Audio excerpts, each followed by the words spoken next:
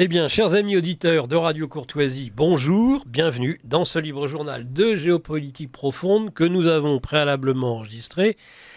Et oui, nous sommes au cœur de l'été et de ces estivales de géopolitique sur Radio Courtoisie. Nous avons tenu à produire néanmoins des contenus originaux qui n'ont jamais été diffusés à l'antenne. Et ce, malgré le début des JO qui éreintent la capitale. Je salue au passage les héroïques Parisiens qui ont tenu à rester à Paris malgré cet événement qui restera assurément dans l'histoire de France de sinistre mémoire. Nos élites ont perdu même la capacité à bâtir pour l'occasion une sorte de village Potemkin à des fins de propagande mondialiste. Et c'est tant mieux.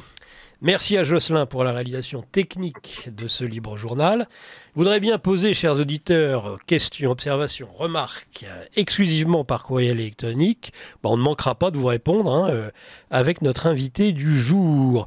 Je dis nous, non pas parce que c'est un nous royal, mais parce que j'ai la chance pour mener à bien cet entretien de bénéficier à nouveau du concours expert et toujours bienveillant de Laurent Arthur Duplessis, journaliste géopolitologue. Vous le connaissez tous sur Radio Courtoisie, bien évidemment, puisque c'est le patron d'émission du Libre Journal de la crise sur Radio Courtoisie. Eh bien, bonjour Nicolas, c'est avec joie que je vous accompagne. Écoutez, une émission qui sera au seul format du grand angle. Je rappelle que vous pouvez me retrouver par ailleurs et durant tout l'été, du lundi au vendredi, en direct à 13h sur GPTV pour notre revue de presse quotidienne en compagnie de Raphaël Beslu, le directeur de la rédaction du magazine des géopolitiques profondes. On va, avant même, échanger peut-être quelques instants, mon cher Laurent, avant d'ailleurs de faire participer notre invité principal à nos échanges sur ce sujet, que l'on va accueillir dans un moment, puisque nous enregistrons finalement ce dimanche 14 juillet, et nous avons, la veille, dans la nuit pour nous, appris donc cet attentat contre le candidat à l'élection présidentielle américaine de la fin de l'année, Donald Trump, fort heureusement qui a échoué. C'est le fait d'un miracle, indéniablement. Et ça, j'insiste à chaque fois que je vais parler sur ce sujet, sur l'aspect miraculeux, finalement, de ce qui s'est passé. Parce qu'il aurait dû, normalement, au vu du nombre de balles, probablement avoir quelque chose de beaucoup plus sérieux. Il s'en est sorti pratiquement, je dis bien pratiquement, de façon indemne. Il en ressort un personnage légendaire, historique, ce point dressé, le drapeau américain, l'oreille ensanglantée. Cette image, évidemment, elle a déjà fait 100 fois le tour du monde. Elle lui permet probablement de prendre un avantage peut-être décisif sur cette élection présidentielle de la fin de l'année aux États-Unis, qui lui permettrait d'être à nouveau président des États-Unis d'Amérique. Un élément par rapport à ce que j'ai pu dire jusqu'à présent sur cet attentat, que je voulais porter un petit peu à votre information. Et c'est ce qu'a dit Maria Zakharova sur ce qui s'est passé. Elle demande, elle encourage l'Amérique à faire l'inventaire finalement de sa politique d'incitation à la haine contre les opposants politiques, les pays et les peuples. Maria Zakharova, donc porte-parole du ministère des Affaires étrangères, a dénoncé, dans ce cadre, le soutien américain à l'Ukraine, qu'elle accuse de fomenter des attentats contre le président russe. Peut-être, dit-elle, vaut-il mieux utiliser cet argent pour financer la police américaine et d'autres services censés assurer la loi et l'ordre aux États-Unis. On ne s'attendait pas à autre chose, évidemment, de la part des Russes, mais alors que tout le monde nous explique que finalement, cet acte est une atteinte à la démocratie, comme lorsqu'on coupe la tête, je disais à un professeur, on dit que c'est une atteinte à la République. Non, c'est d'abord l'atteinte à un homme, à une institution, par exemple, qui est l'éducation nationale pour la France, et là, à ce qui est un président, un ancien président et à nouveau candidat à l'élection présidentielle, et pas des moindres, puisqu'il est en tête des sondages aujourd'hui face à Joe Biden. Et c'est ça, à mon avis, avant tout, qu'il faut rappeler. Est-ce que vous avez un commentaire à faire, oui, Laurent? Oui, en effet, tous les observateurs de la vie américaine s'accordent à dire qu'au fil des dernières années, les clivages entre deux camps se sont approfondis et qu'il y a un climat de détestation réciproque de chaque camp vis-à-vis de l'autre, au point que ça traverse les familles, ça traverse tous les groupes. Comme à l'époque de l'affaire Dreyfus. C'est l'affaire Dreyfus qui revient sous d'autres fondements, mais pareil, des familles se fâchent, des frères, des sœurs ne se parlent plus, des repas familiaux deviennent des enfers, et l'Amérique est à nouveau en proie à une sorte de nouvelle guerre de sécession verbale, rhétorique. Il ne faut pas oublier que la guerre de sécession de 1861-1865 a été un socle de la construction de la nation américaine. Cette guerre de sécession a fait quelques 650 000 morts. Ça a été la guerre la plus meurtrière que les États-Unis aient conduite. C'est la guerre civile. Ce n'est pas les guerres internationales. Et cette guerre de sécession elle-même a gardé a maintenu une empreinte très profonde sur la psyché américaine. Et par ailleurs, les Américains sont des gens tout de même de tempérament violent, qui sont très armés. En plus. Et ce sont des gens violents, ce sont des gens qui ont gardé la génétique des cow-boys et des pionniers de la conquête du Far West. C'est peut-être pour ça qu'ils dominent le monde. Et oui, sans doute aussi. Et alors là, maintenant, il y a à nouveau ce climat de bipartition, cet affrontement de deux camps comme du temps de la guerre de sécession ou comme l'affaire Dreyfus chez nous en France au XIXe siècle, la fin du XIXe siècle. Et cette violence rhétorique qui imprègne le discours politique américain, il ne faut pas s'étonner qu'à un moment donné, ça se traduise par une tentative d'assassinat sur la personne de Donald Trump. Nonobstant tout de même, des considérations, des questionnements, disons, sur les conditions de cet attentat qui sont tout de même curieuses. Parce que les impérities des mesures de sécurité qui avaient été prises contrastent beaucoup avec le haut niveau technique des services de sécurité américains pour la protection quand même des présidents. Et là, il y avait un bâtiment qui n'était pas sécurisé à 150 mètres de Donald Trump. Et je ne comprends pas pourquoi il n'était pas sécurisé, ce bâtiment-là. Mais c'était attendu. Moi, combien d'interlocuteurs me disaient « mais ils vont le tuer » ou « ils vont chercher à le tuer ». Oui, c'est pour ça que moi je pense que une partie de l'État profond américain a un peu manipulé un jeune ahuri de 20 ans de manière à... Ils ont perdu la main alors, parce qu'à l'époque de Kennedy, déjà il n'y avait pas un tireur, il y en avait 3 ou 4 minimum, et ils ne rataient pas leur cible. Oui, alors effectivement, ils ont sans doute perdu la main. C'est digne du Mollah Omar, là, oui. qui s'enfuit dans le désert afghan avec son scooter. Et on peut d'ailleurs remarquer que pour l'assassinat de Kennedy, c'est la thèse officielle de Lee Harvey Oswald, ce malheureux pigeon qui porte le chapeau comme ayant été l'unique tireur. Et qui n'a peut-être même pas tiré. Voilà. Eh bien, cette thèse officielle a toujours cours.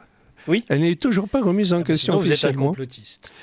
C'est comme la sénilité de Joe Biden. Il y a encore quelques jours, vous étiez taxé de complotiste si vous considériez qu'il y avait peut-être une petite dégénérescence sénile. Mais alors, figurez-vous que je me revendique complotiste. Ah. Je réclame le titre de complotiste. Est-ce que le livre journal de la crise ne pourrait pas être rebaptisé d'ailleurs dans ce cas-là? Parce que moi qui suis féru d'histoire, je constate que l'histoire de l'humanité est jalonnée de complots. Bah non, mais ça, bien sûr. Jalonnée de complots.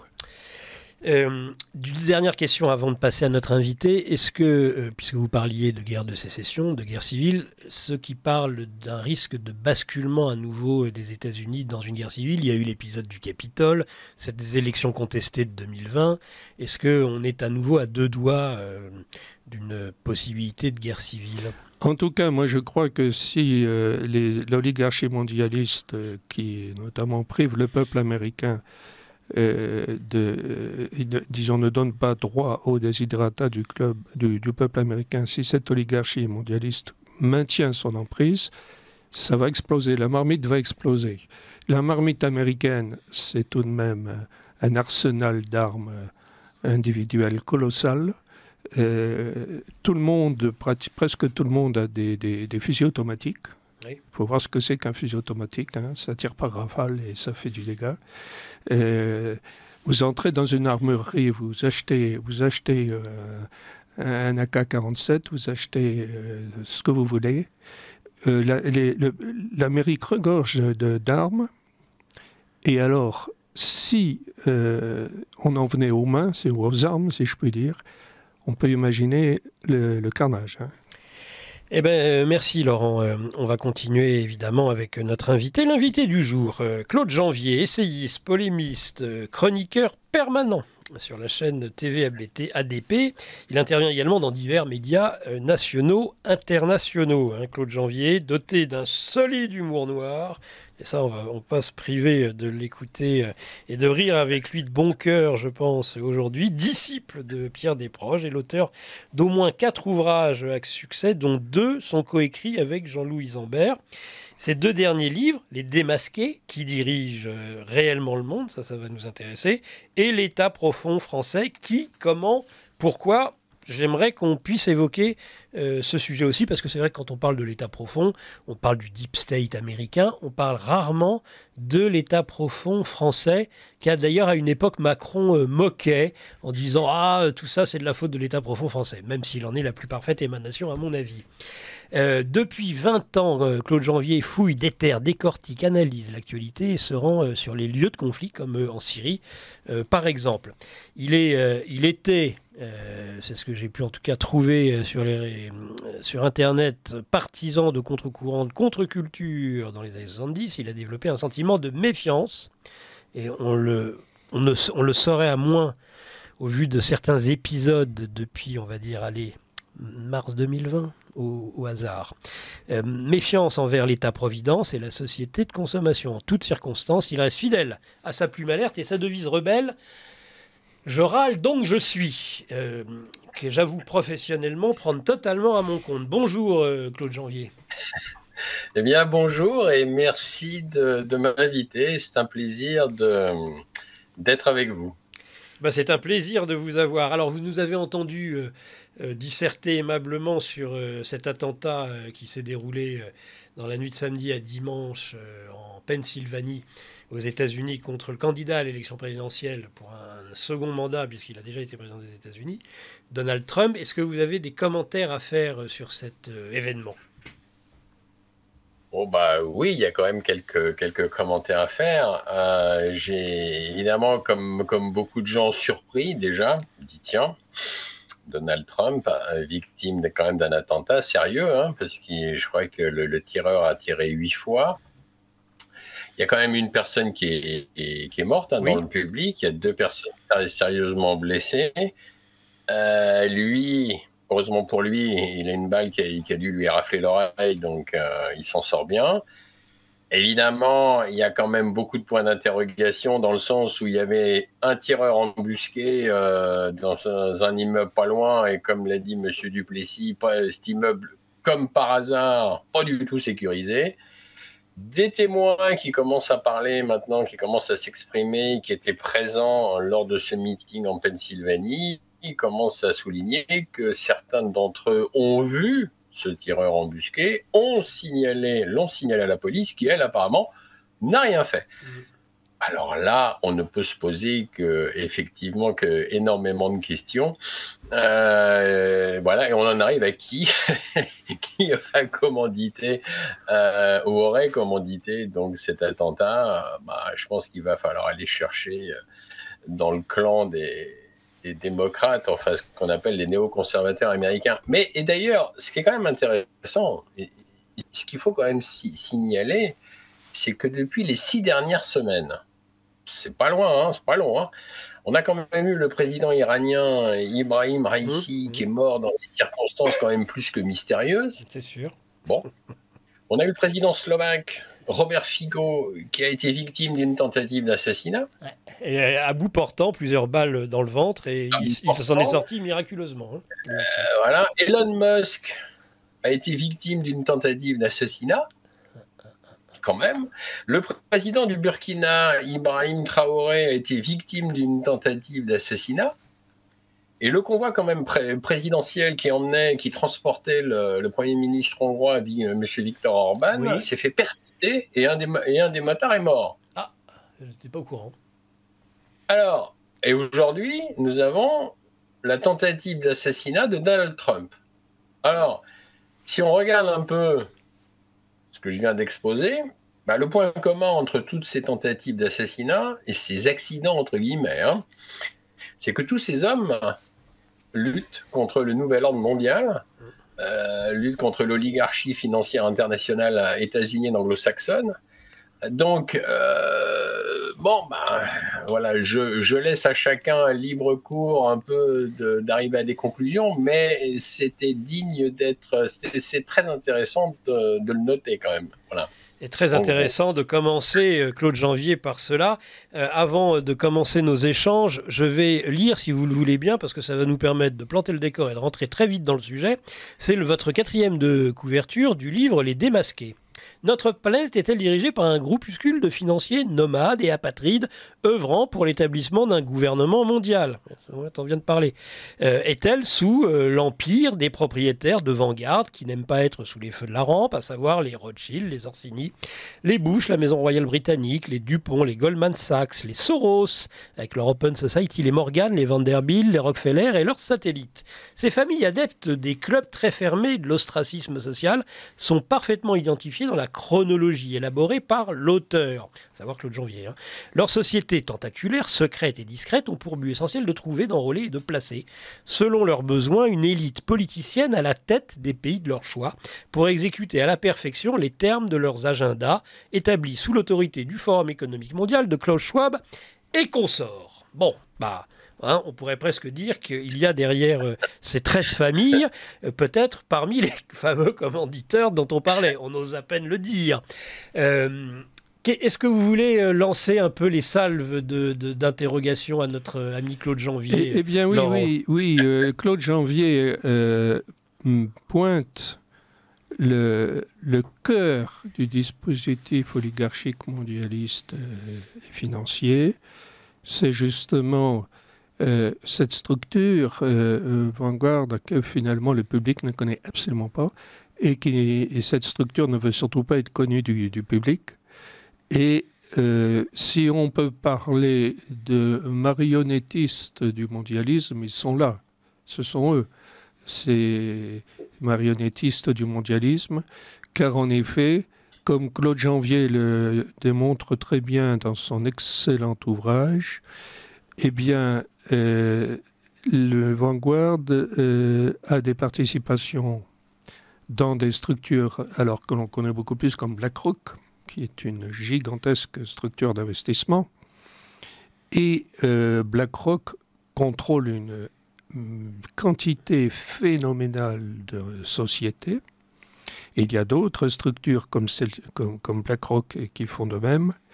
Et l'on voit que cette structure de contrôle qui part des 13 familles de Vanguard et qui aboutit à un ruissellement de prise de participation, à une cascade de prise de participation qui s'étendent dans presque le monde entier, cela montre où est le vrai pouvoir actuellement dans le monde d'aujourd'hui, et Claude Janvier le dépeint très bien. Eh ben, il va continuer à le dépeindre, et puis petit à petit, on ira peut-être sur un des thèmes du jour, qui est l'influence de ces familles, non pas de ces 13 familles, en tous les cas, avec les conflits qui nous occupent aujourd'hui, dont l'Ukraine. Claude Janvier.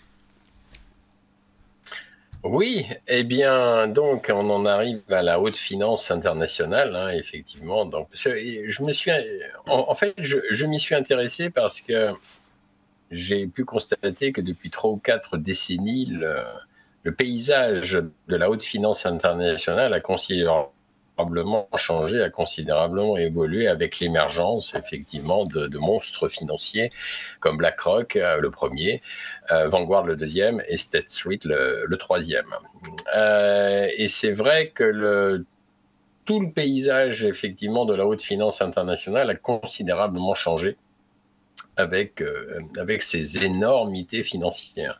Il faut savoir que BlackRock gère à peu près 9 000 milliards de dollars aujourd'hui pour un peu plus d'une trentaine de millions d'investisseurs, ce qui est quand même énorme.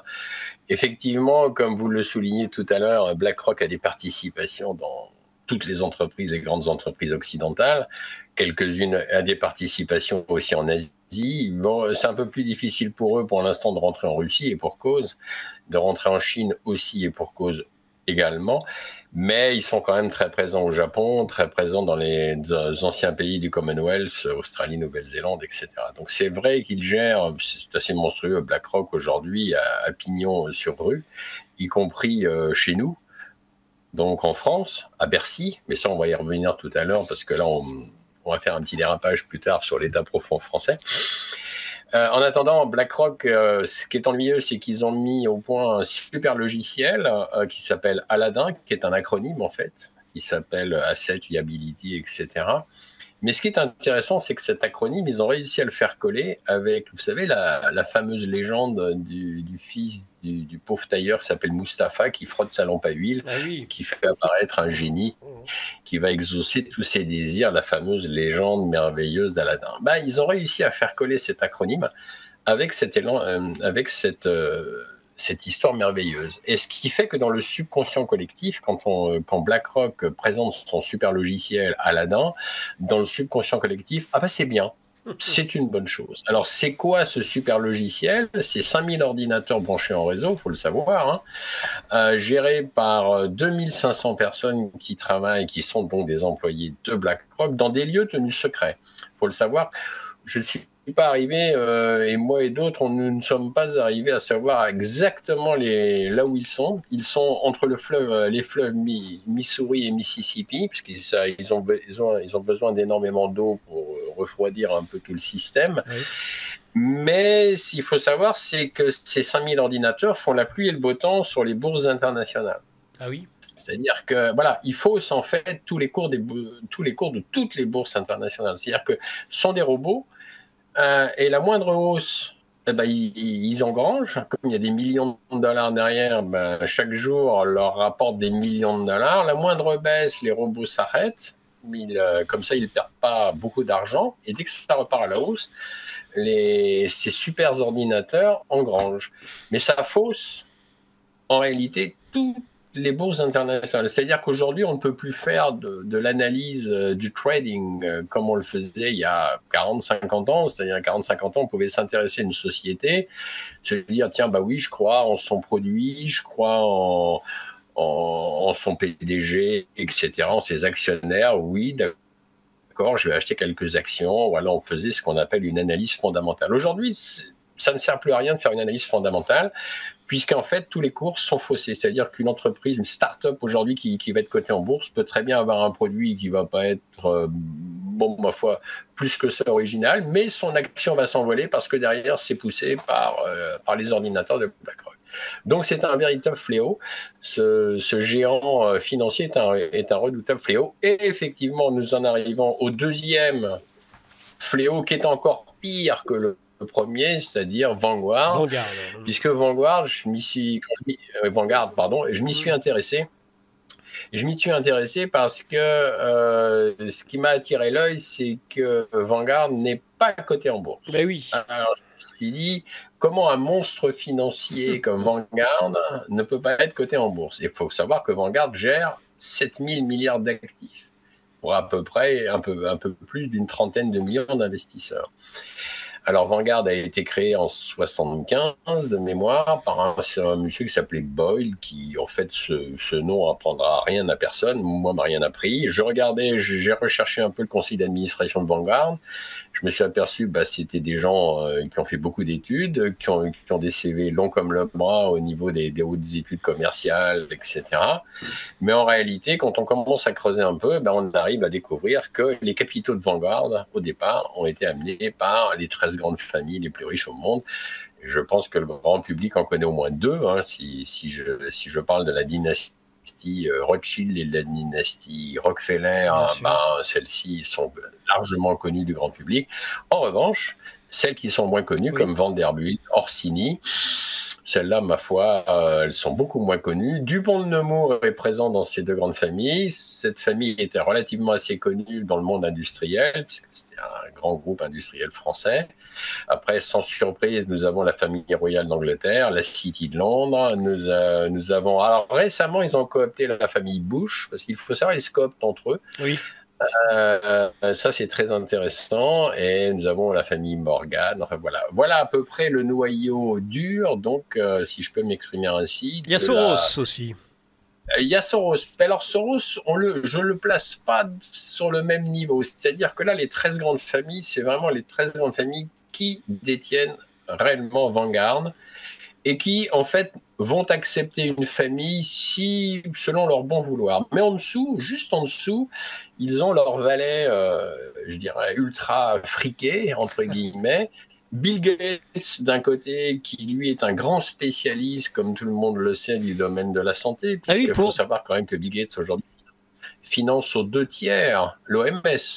C'est-à-dire que l'OMS, aujourd'hui, avec sa fondation Bill et Melinda Gates, et aussi la Gavi, et je rappelle ici que la Gavi est une fondation totalement créée par Bill Gates, en fait, Bill Gates contrôle à peu près les 2/3 de l'OMS, aujourd'hui, financièrement parlant. Donc, il contrôle. Mais pour vous, Gates, c'est un obligé de ces 13 grandes familles, oui. et rien de plus. Rien de plus. Rien de plus. Il est effectivement, les 13 grandes familles sont au-dessus. Parce que si vous remarquez bien, ces 13 grandes familles, on n'en entend quasiment jamais parler. Orsini, par exemple, c'est vrai, quand on va chercher sur Internet, on trouve tout un tas de choses, dont la vipère d'Orsini, qui est la vipère européenne. C'est très venimeuse. C'est vrai que l'image est bonne. Celle-là, j'y avais pas pensé. Vous voyez, ça peut rentrer dans l'humour, effectivement, un peu décapant. Ouais, c'est ça. Alerte Info. Géopolitique profonde prend sa place dans le paysage médiatique français. Bonsoir à tous, vous êtes sur Géopolitique profonde, la chaîne qui est là pour remplacer les médias subventionnés. On investit maintenant la rue et on veut vous entendre. Le gouvernement de M. Macron nous a obligés et nous a enfermés chez nous. Mais on a besoin de votre soutien. Alors cliquez sur le bouton j'aime pour nous soutenir.